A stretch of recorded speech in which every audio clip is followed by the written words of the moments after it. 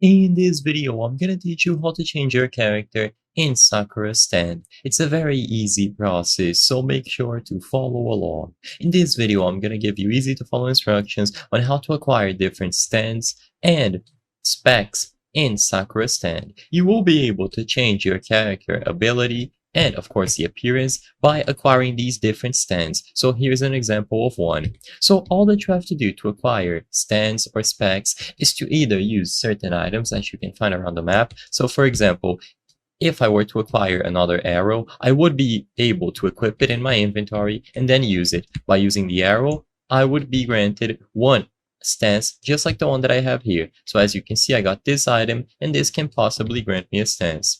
Another way to get these stands or specs is going to be by clicking on this crown icon, and now you will be able to find a bunch of specs. So you have specs and titles. Now to get these, you will need to reach level 50. As you can see, upgrade mastery, max level required. So essentially, you just need to get your level over here at the top left to 50, and you can do so by just doing a lot of interactions inside of the game, opening boxes and so on, and eventually you will be able to get all the way to level 50. Once this is done, you will be granted 1 point that you can use to redeem any of the specs, and the specs will change your character. So if that's all you wanted to do, change your character, of course, or your spec, then just keep leveling up and eventually you will be able to get there and get one of the specs listed here. There are other specs in the game that you can get through various different means, but this is going to be the most straightforward one. If you use any of these items here, you should see an animation play out, but I won't be able to do it because I'm not standless at the moment.